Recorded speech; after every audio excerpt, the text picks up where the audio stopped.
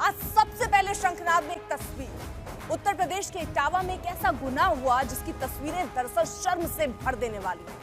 इटावा में दो कथावाचक भागवत कथा करने आए थे, लेकिन गांव वालों ने उन्हें पकड़कर जमकर पीटा, और सिर्फ पीटा ही नहीं बल्कि उनका मान मर्दन किया, उनके बाल काटे, उनकी नाक रगड़वाई और भी बहुत कुछ ऐसा जो इंसानियत को शर्मसार करने वाला है।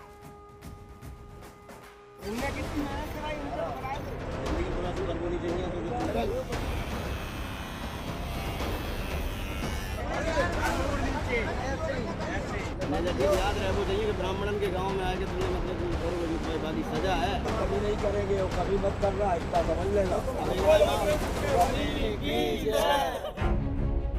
सफेद कुर्ता और लाल धोती में दो लोग हैं और कुछ लोगों ने इन्हें घेर रखा है। कोई कहता है माफी मांगो, कोई कहता है दोबारा ऐसा मत करना, कभी नहीं करेंगे, वो कभी मत करना, इतना समझ लेगा। इसी बीच कोई चांटे जड़ देता है, कोई कैंची लाता है और केश काटता है, कोई ट्रिमर लाता है और सर के आधे बाल गायब कर देता है। इसी बीच आवाज आती है कि सबके पैर छू, सबके नहीं, वहीं। फिर दोनों से नाक रगड़वाई जाती है। इतने पर भी दिल नहीं भरता तो इनके सिर पर मूत्र का छिड़काव किया जाता है। तो भाड़ में गया देश का संविधान, चूल्हे में गया संविधान का अनुच्छेद 17 जो कहता है कि इस देश में लिंग, जाति, समुदाय को लेकर कोई भेदभाव नहीं है। कबाड़ में गया समानता का अधिकार, सारे नियमों, कानूनों, संविधानों की पुड़िया बनाकर दरिया में डाल दिया गया है। जिन दो लोगों के साथ ये शर्मनाक पाप हो रहा है, उनका कसूर जानते हैं क्या है? इनका कसूर ये है कि ये यादव कुल से हैं। इनका कसूर ये है कि इन्होंने धर्म को पढ़ा। इनका कसूर ये है कि धर्म को पढ़कर ये कथावाचक हो गए। इनका कसूर ये है कि ये कथा बांचने इटावा में बकेवर थाने के दादरपुर गांव में भागवत कथा कहने पहुंच गए। उस इलाके में जहां कुछ लोगों ने धर्म पर एकाधिकार जमा रखा था, जैसे ही उन्हें मालूम चला कि कथा बांचने वाले ब्राह्मण नहीं है, यादव है, सारा गुस्सा फूट पड़ा और फिर शुरू हुआ बेशर्मी का ये खेल। इन्होंने कहा कि ये 103 देरी है यहाँ पे ब्राह्मणों के गांव में, तुम यादव होकर के यहाँ भागवत कहने आए हो। और इन्होंने बहुत हमें मारकूट करना शुरू कर दिया। रात भर इन्होंने बहुत टॉर्चर किया सर, यहाँ तक कि हमारे बाल काट दे। और जो परीक्षित बना था, परीक्षित की मैडम से इन्होंने मूत्र, बोले भाभी आप अपना मूत्र ले आओ, उसे मूत्र से हमारे ऊपर छिड़का इन्होंने। बोले ये अब पवित्र हो गए, ब्राह्मण के मूत्र तुम्हारे ऊपर पड़ गया, अब तुम पवित्र हो गए, अब बताओ। तो किसको भरमाते हैं स्मार्ट सिटी के नाम पर सत्ता की शहद खाने वाले? किसको बनाते हैं कि चंद्रमा पर चहलकदमी कर रहे हैं? किसको? आइए देख लीजिए कौन सी दुनिया है ये। कोई निकाल के फेंक क्यों नहीं देता इस दुनिया को मानवों की दुनिया से? पहले तो उन्होंने मुझे बंदी बना लिया, मोबाइल छीन लिया, उसके बाद उन्होंने 25,000 रुपए दंड लगाया, 25,000 रुपए ले लिए, एक जंजीर ले ली और एक अंगूठी ले ली। अंगूठी 4 ली थी, 3 वापस कर दी। हाँ, मारा भी है हमको लात घूसों से। और उसके बाद उन्होंने पैर छुपाए। उसके बाद जब पैसा ले लिए, जंजीर ले ली, उसके बाद उन्होंने जो है चोटी हमारी काटी। पहले हमारे आचार्य जी की काटी, फिर हमारी चोटी काटी और बजरंगबली के जयकारे लगाए। उसके बाद हमको वहां से निकाल दिया। वजह ये थी, हम जाति के यादव हैं और उन्होंने कहा हमें ब्राह्मण वक्ता चाहिए। तो मैंने कहा ये तो तुम पहले सोच लेते भाई, आपने कथा जब सुनी थी हमारी तब तुमने छटवाई, पहले तो तुमने पूछी नहीं जाति, बाद में आपने जाति पूछी। तो हमने जाति छुपाते तो है नहीं, हमने बता दिया हम यादव हैं। पुलिस ने मामला दर्ज किया और कार्रवाई शुरू की। जिन्होंने भागवत छीना, जिन्होंने रुपए और चेन छीनी और जिन्होंने आत्मसम्मान छीना, मानव होने का अभिमान छीना, ऐसे 4 लोगों को पुलिस ने गिरफ्तार किया है। वीडियो आज सुबह सोशल मीडिया पर वायरल हुआ, जिसमें भागवत कथा के बाद कुछ ग्रामीणों के द्वारा 2 व्यक्तियों के साथ अभद्रता की जा रही थी और उनके इच्छा के विरुद्ध उनके बाल काटे जा रहे थे। इस वीडियो का तत्काल संज्ञान लिया गया, मौके पर फोर्स भेजी गई और वीडियो के माध्यम से पीड़ित की पहचान की गई। पीड़ित से प्राप्त तहरीर के आधार पर तत्काल थाना बकेवर पर सुसंगत धाराओं में अभियोग पंजीकृत करते हुए 4 आरोपियों को गिरफ्तार किया गया, जिसमें वह मुख्य आरोपी निक्की भी है, जो वीडियो में बाल काटते हुए दिख रहा है। इन्हें जेल भेजा जाएगा और उनके विरुद्ध कड़ी विधिक कार्रवाई की जाएगी। अब इन आरोपियों को सलाखों के पीछे सभ्यता सिखाई जाएगी, सनातन का संस्कार सिखाया जाएगा, मानवीय व्यवहार सिखाया जाएगा। अमित तिवारी, इटावा, आज तक। तो कथावाचकों के साथ बदसलूकी का वीडियो वायरल हुआ तो यूपी की सियासत तेज हो गई। अखिलेश यादव ने इसे मुद्दा बना लिया। उन्होंने कथावाचकों को लखनऊ बुलाया, उनसे मुलाकात की और उन्हें सम्मानित किया। अखिलेश ने सरकार पर जोरदार प्रहार करते हुए कहा कि कथावाचकों को जल्द इंसाफ मिले, वरना समाजवादी पार्टी उनके हक में आंदोलन करेगी। अब मामला तूल पकड़ रहा है। जिंदगी तो वैसे बर्बाद चाहिए।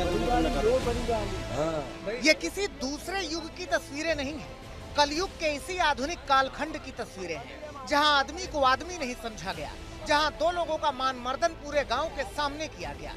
जब ये तस्वीरें सामने आई तो उत्तर प्रदेश की सियासत सुलग उठी, क्योंकि कहीं और ये घटना हुई होती तो शायद उतना हंगामा नहीं होता जितना उत्तर प्रदेश में हुआ। एक तो यूपी, ऊपर से अखिलेश यादव का इलाका इटावा, और ऊपर से पीड़ित निकले यादव। सारे समीकरण एक साथ बैठ गए। अखिलेश कैसे छोड़ देते भला इस मौके को।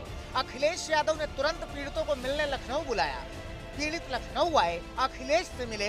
अखिलेश ने पीड़ित कथावाचकों का सम्मान किया, सम्मान के साथ शॉल उड़ाई, सम्मान के 51,000 रुपए दिए। अखिलेश यादव ने क्या किया आज बुला के? बस यही जो आपके सामने जो बातचीत हुई वही सम्मान दिया, पैसा जी सम्मान दिया।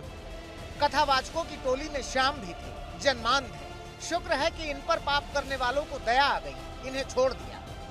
घटना के हमारे साथ बदतमीजी की और एक दो लोगों ने बाल काटे, लेकिन फिर कहा कि ये सूरदास हैं, इन्हें छोड़ दो।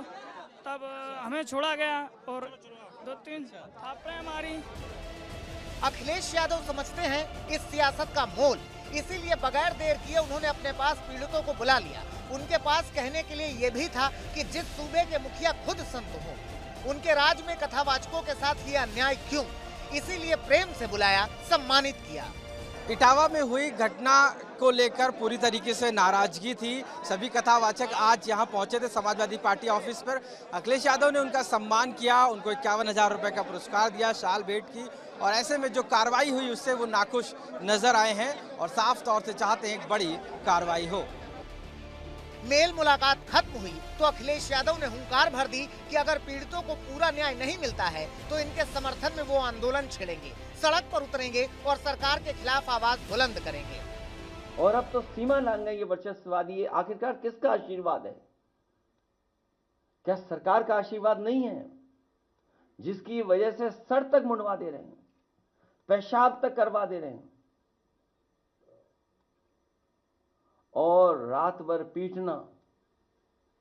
पीटने के साथ साथ उनकी ढोलक छीन लेना, हारमोनियम छीन लेना, दबाव बनाकर के कितने पैसे देना था कथावाचक के लिए, उसमें जो खर्चा हुआ वो खर्चा नहीं दोगे तो रात भर पिटोगे,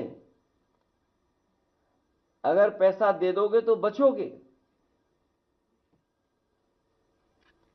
आखिरकार ये वर्चस्ववादी और प्रभुत्ववादी लोग इतनी ताकत कहां से पा रहे हैं? समाजवादी पार्टी आरोप लगा रही है कि योगी के शासन में अराजक अजात शत्रुओं की बाढ़ आ गई है। वो किसी भी हद तक जा रहे हैं। उनके सामने कोर्ट, कचहरी, पुलिस, थाना, कानून कोई मायने नहीं रखता।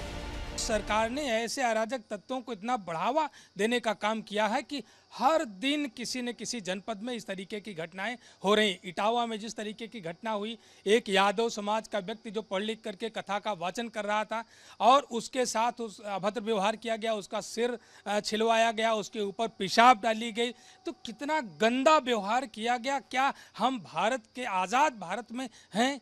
क्या हमारे ऊपर भारत का संविधान गवर्न कर रहा है?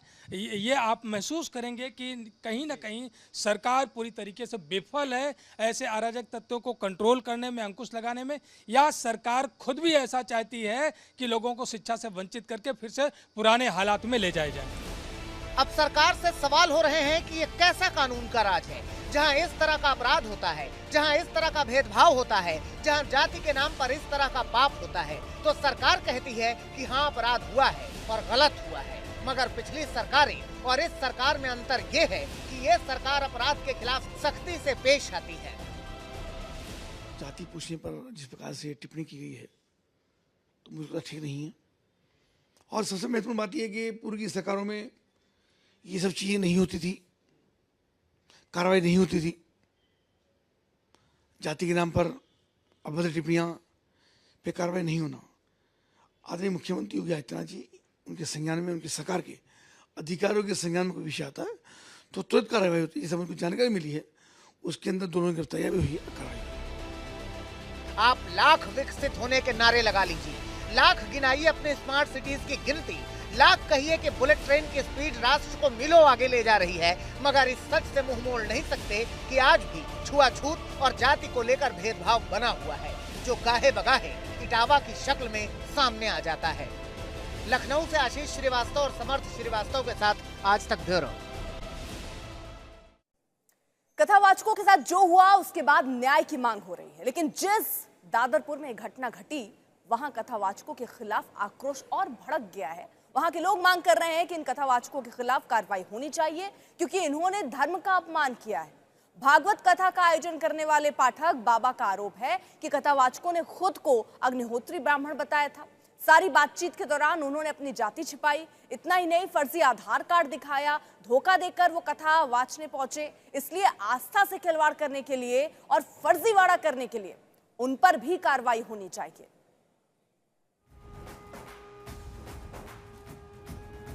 अब देखिए, ये पूरा मामला अब बढ़ रहा है। कथावाचकों से जिस महिला के पैर पकड़वाए गए उस महिला ने आरोप लगाया है कि कथावाचकों ने उसके साथ छेड़खानी की। महिला के पति ने रोते हुए बताया कि ये बात बदनामी की वजह से उन्होंने पहले नहीं बताई थी। मैंने अपने पति को बताया, फिर उन्होंने कहा अगर अभी कुछ करते हैं तो भागवत खंडित होते है, गीता से चुप रहो। बस मैंने यही सोचा भागवत किसी तरह बच जाए, भागवत फिर भी खंडित ही हो गई।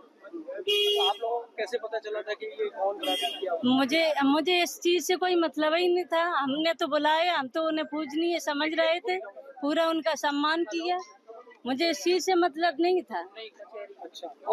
उनका तरीका गलत था, टच करना गलत था, इसलिए उनसे माफी मंगवाई। एक मूत्र का छिड़काव वाली बात ये गलत है, ये झूठ है, ऐसा थोड़ी कर। अच्छा, वो वीडियो में पैर छूने की घटनाक्रम आपके साथ वो उसने बदतमीजी की, तब लड़कों ने माफी मंगवाई, ये पैर छुपाई। वो जे सब बवाल बनाया हुआ है, यादव जात से कोई लेना देना हमका। और छोटी घटना ठीक था नहीं, ये तो जिन्होंने किया है मुझे पता वो जाने। इस घटना की सूचना गलत है, पुलिस को दी थी, ये गलत है। लेकिन उन्होंने जो व्यवहार हमारे साथ किया खाना खाने के टाइम पे, हम आपको सत्य बता रहे, तो इन्होंने इनसे अभद्र व्यवहार किया। उस समय आपने फिर पुलिस को क्यों नहीं बताया? पुलिस इन्होंने धमकी दे दिया कि हमारा सपा मुखिया से डायरेक्ट संबंध है, हम उठवा लेंगे घर से। हम बोल तक नहीं पाए। अब हम तो हरिद्वार रहते, हम कहीं यहाँ रहते, बच्चे कैसे पालेंगे, हम ये करेंगे सब। हम तो भागवत में आए थे, हम ये सब कर सकते हैं कि हम सपा बसपा घर में गुंडे आए, कौन हमारी मदद करेगा?